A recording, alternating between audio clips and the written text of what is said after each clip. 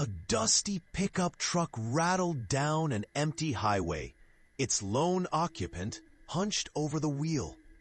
When Maya Chen stopped at that roadside diner, she only wanted coffee, not to overhear the conversation that would change her life. The billionaire at the counter had a secret that connected directly to her past, and now she had a choice to make. Some bridges, once burned, leave only ashes. But sometimes, from those ashes. Before we dive into the story, comment below where in the world you're watching from. The Grand Meridian Hotel stood like a gleaming fortress amid the San Francisco skyline, its glass and steel exterior reflecting the late afternoon sun. Inside the opulent lobby, uniformed staff bustled about, catering to the whims of well-heeled guests. Sarah Miller pushed through the revolving doors, the weight of fatigue heavy on her shoulders. Her simple jeans and faded navy sweater stood in stark contrast to the designer outfits around her. The day spent visiting local shelters had been fulfilling but exhausting. She approached the front desk, where a young man with meticulously styled hair and an impeccable uniform was typing rapidly on a keyboard. "Good afternoon," Sarah said, offering a tired smile. "I'd like to check in, please." Bradley, according to his nameplate, glanced up briefly, his eyes making a quick assessment before returning to his screen. Name? Sarah Miller. His fingers danced across the keyboard. A slight furrow appeared between his brows. "I'm not seeing any reservation under that name." The words carried a hint of suspicion. "Are you certain you have the correct hotel?" Sarah nodded patiently. "Yes, I'm certain. Could you check again? Perhaps under Miller Hospitality Group?" Bradley's posture stiffened. His lips twitched into what might have been a smile, if not for the condescension behind it. "Ma'am, this is a 5-star establishment. Miller Hospitality Group owns this hotel, and I assure you they don't make reservations under the corporate name." He lowered his voice. "Perhaps you're confused about your booking. I understand. Let me explain." "Listen," Bradley interrupted, leaning forward slightly. "We're fully booked with the International Business Conference. Without a reservation, I simply cannot help you." His gaze flicked to her worn messenger bag. "Perhaps the budget hotel down the street would be more suitable for your needs." A well-dressed couple waiting nearby exchanged glances. The woman whispered something behind her hand, and they both smirked. "I see," Sarah said quietly. "Could I speak with the manager, please?" Bradley sighed dramatically.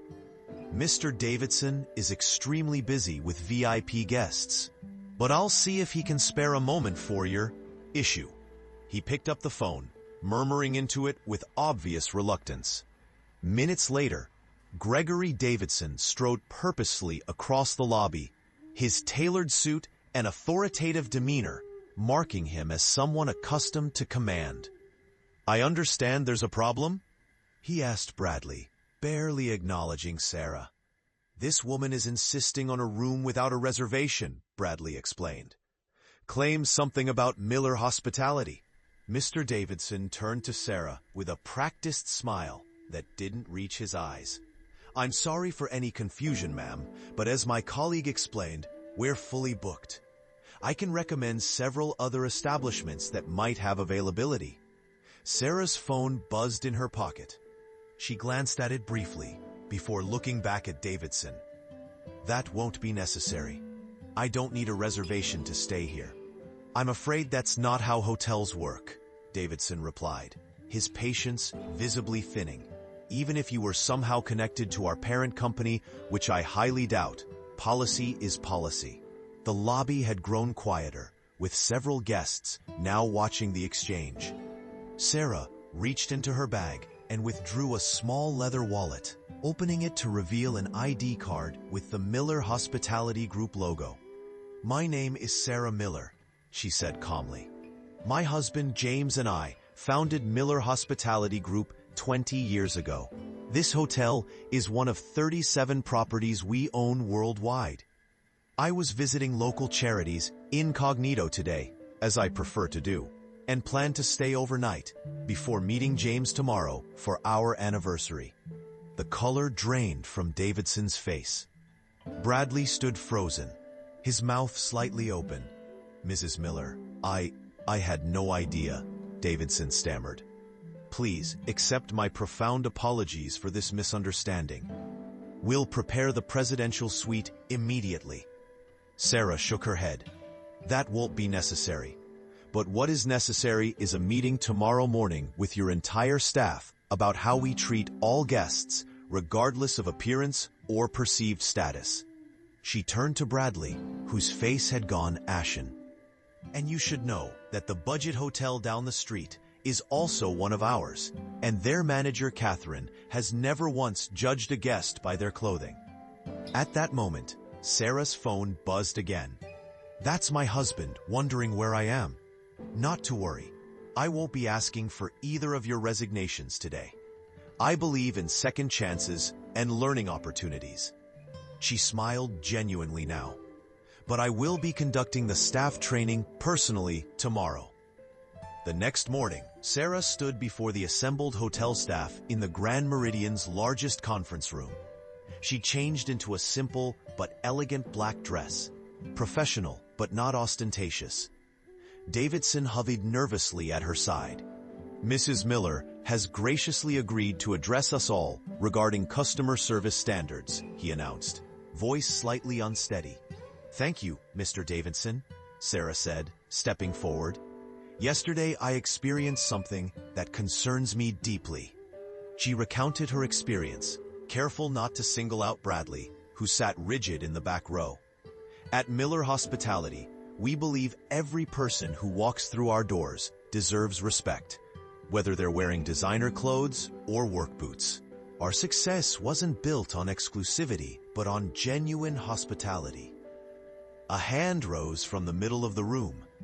A woman in her 50s with a housekeeping supervisor badge asked, Mrs. Miller, if you don't mind me asking, why didn't you just tell them who you were right away? Sarah smiled. Because I shouldn't have to. She paused, letting that sink in. And neither should anyone else. The meeting concluded with Sarah instructing staff to participate in a new training program she'd implement across all Miller properties. As people filtered out, Bradley lingered behind, his expression the mixture of embarrassment and dread. Mrs. Miller, he began, voice barely above a whisper. I wanted to apologize personally for my behavior yesterday. It was inexcusable. Sarah studied him. The arrogance from yesterday had vanished, replaced by genuine contrition. Why did you treat me that way, Bradley? He swallowed hard. Honestly, I've been trained to identify high-value guests, to prioritize those who look like they belong. I thought, his voice faltered, I thought I was protecting the hotel standards. And what standard would that be? Judging books by their covers? Bradley's face flushed. When you put it that way, I started as a front desk clerk myself, Sarah interrupted, at a motel off Interstate 80 in Nebraska. James and I built this company with a fundamental belief that hospitality means welcoming everyone. Davidson approached cautiously. Mrs. Miller, the presidential suite is ready whenever you'd like to move your things. Sarah shook her head. I'll keep the standard room Bradley reluctantly gave me last night. Use the suite for someone who needs an upgrade, preferably someone who doesn't look the part. Later that afternoon, Sarah observed from a corner of the lobby as a family in travel-worn clothes approached the front desk where Bradley stood. We have a reservation under Martinez, the father said, clearly nervous in the opulent surroundings. Bradley smiled warmly. Welcome to the Grand Meridian, Mr. Martinez. we've actually upgraded you to our presidential suite today." The family's faces transformed with surprise and delight, the children jumping with excitement. Sarah felt her phone buzz. A text from James. "How's the undercover boss routine going?" She typed back, "Found a teachable moment, and possibly a future regional manager." As she watched Bradley personally escort the Martinez family to the elevator, explaining the suite's amenities with genuine enthusiasm, Sarah smiled. Sometimes, the most valuable lessons came from the most uncomfortable moments. Sarah remained in the hotel for the next few days, continuing her observations while preparing for the charity gala that weekend. She deliberately kept her identity quiet among most of the guests, preferring to watch how staff interacted with various patrons. On Wednesday afternoon, she sat in the hotel restaurant, nursing a cup of tea and reviewing donor lists on her tablet. A commotion near the entrance caught her attention. "I'm sorry, sir, but we require proper attire in our dining area," the maitre d' was saying to an older man in clean but well-worn clothes. "I just wanted to meet my daughter for lunch," the man explained, his voice tinged with embarrassment. "She works here." Before the maitre d' could respond, a young waitress rushed forward. "Dad, you're early." She turned to her supervisor. "Please, Mr. Vega. He's only here for 30 minutes during my break." Mr. Vega's expression remained unmoved. "I understand, Elena, but rules are rules. Perhaps the cafe across the street would be more suitable." Sarah approached quietly. "Is there a problem here?" Recognition flashed across Mr. Vega's face. "Mrs. Miller, no problem at all. I was just explaining our dress code policy." "I see." Sarah turned to Elena and her father. "I'm Sarah Miller. Would you both join me for lunch? I have a table already." Elena's eyes widened. "Mrs. Miller as in, yes, that Miller," Sarah confirmed with a smile. "And I'd love some company." Over lunch, Sarah learned that Elena was working to pay for nursing school, while her father, Roberto, had recently retired after 30 years as a maintenance supervisor at a local manufacturing plant. "Your daughter speaks very highly of you," Sarah told Roberto. "She says you taught her the value of hard work and treating everyone with respect." Roberto nodded modestly. "In my job, I worked alongside executives and janitors. Found out pretty quick that a fancy title doesn't make someone a good person." Sarah smiled. "I couldn't agree more." Later, she summoned Mr. Vega to her table. "The dress code exists for comfort of all guests, not to exclude people like Elena's father. Remember that our staff's family members are extensions of our own family. I expect them to be treated with dignity." That evening, Sarah called James. "I think we need to review all our policies. I'm seeing things I've missed for too long." Sarah spent the next day shadowing different hotel departments, observing interactions between staff and guests. In housekeeping, she helped Maria, a veteran room attendant, make beds and restock amenities. 20 years I've worked in hotels," Maria said, expertly folding a towel into a swan. "You learn to read people quickly." "What do you mean?" Sarah asked, struggling to match Maria's elegant fold. Maria smiled. "Some guests see us, some look through us. The ones who see us, they're usually the ones who worked hard for what they have." That afternoon, Sarah attended the hotel's management meeting. Davidson had arranged for her to sit at the head of the table, but she chose a regular chair instead. "Please," she said, "proceed as normal. I'm just observing." The financial director, Philip Walters, presented projected earnings. "We've increased revenue by targeting premium clientele exclusively. Our price point effectively filters for the right demographic." "And what demographic is that?" Sarah asked quietly. Philip straightened his tie. "High net worth individuals who appreciate luxury, obviously." I started this company working double shifts, Sarah said. When James and I opened our first hotel, we promised that success wouldn't change how we treated people. Somewhere along the way, that vision became blurred. The room fell silent. Tomorrow's charity gala is the perfect opportunity to reset our priorities, Sarah continued. I want staff from all departments attending, not just serving. Davidson nearly choked on his water. Mrs. Miller, that's highly irregular. The staff aren't properly trained for such events. Which is exactly the problem, Sarah replied firmly. How can they deliver 5-star service if they've never experienced it themselves? After the meeting, Bradley approached Sarah in the hallway. Mrs. Miller, I've been thinking about what you said about welcoming everyone. I'd like to propose something for the training program. Sarah raised an eyebrow. I'm listening. What if every new hire spent their first day as a guest, experiencing our service from the other side before they deliver it? Sarah smiled. Now you're thinking like someone who understands hospitality. Draft a proposal and email it to me directly. The night of the gala arrived, transforming the Grand Meridian's ballroom into a glittering showcase of wealth and philanthropy. Sarah wore a simple black gown, elegant but understated. She'd deliberately arrived early to observe the preparations.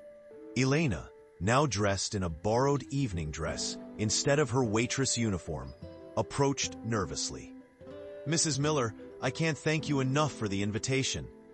You deserve to be here, Sarah assured her. Your perspective is valuable. James Miller finally made his appearance, his tall frame commanding attention as he entered. Unlike many of the ostentatiously dressed guests, he wore a classic tuxedo with no flashy accessories. His eyes lit up when he spotted Sarah. There's my brilliant wife, he said, embracing her warmly.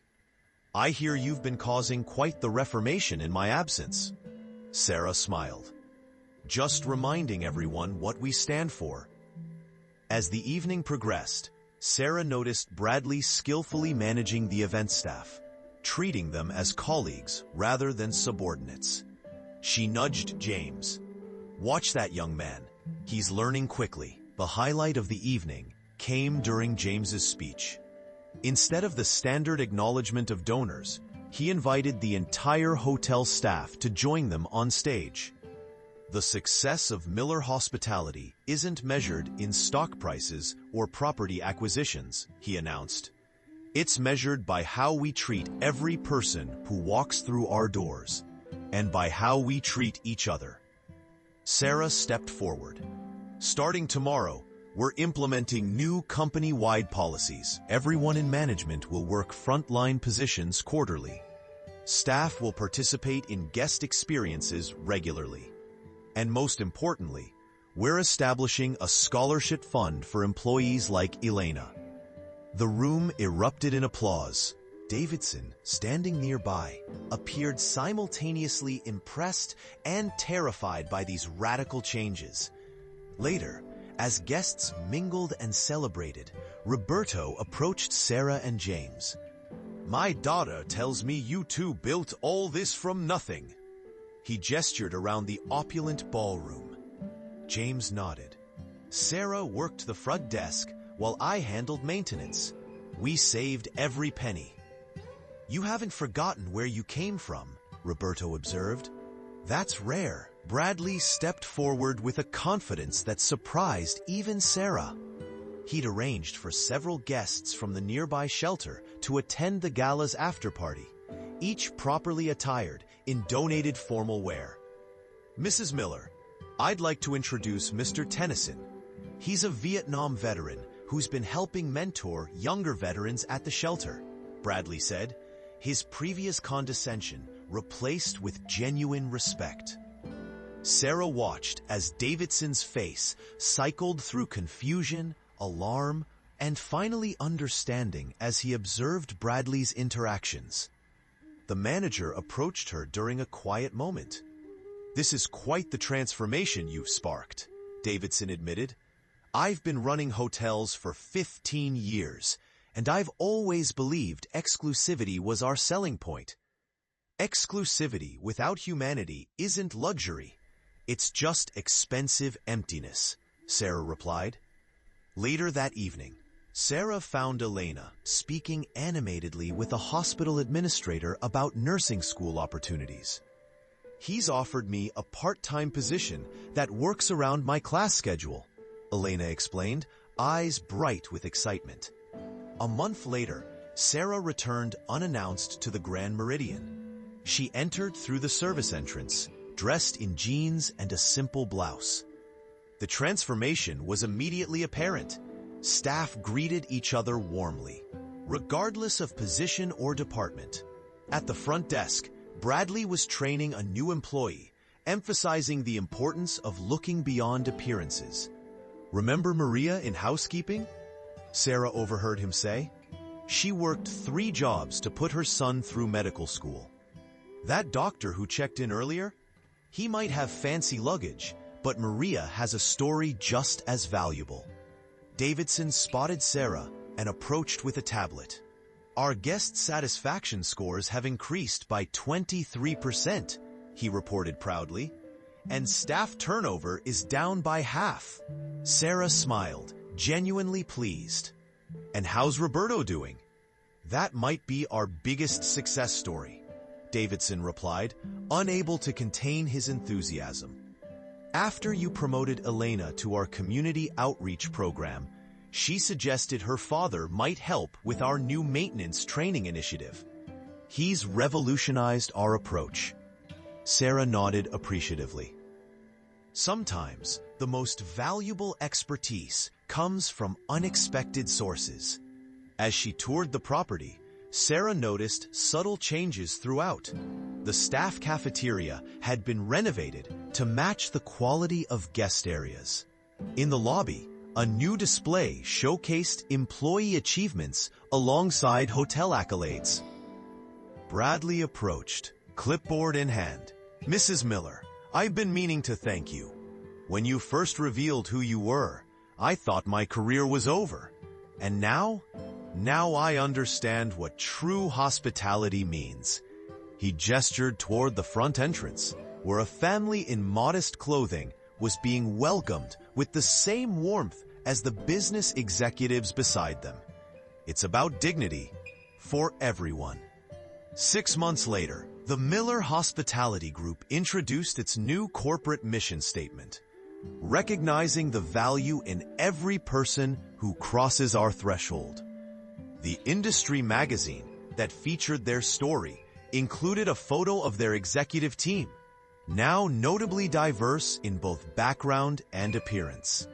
In the center stood Sarah, still preferring her simple style, flanked by James and their newest regional directors, Davidson and Bradley. The article also showed a special section dedicated to their new Dignity Initiative, a program that partnered with local shelters to provide job training and placement.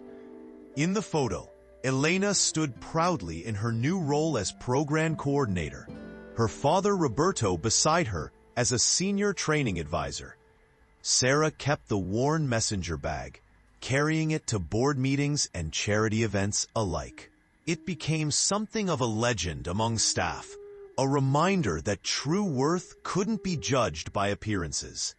At the grand opening of their newest property, a journalist asked what sparked the company's transformation.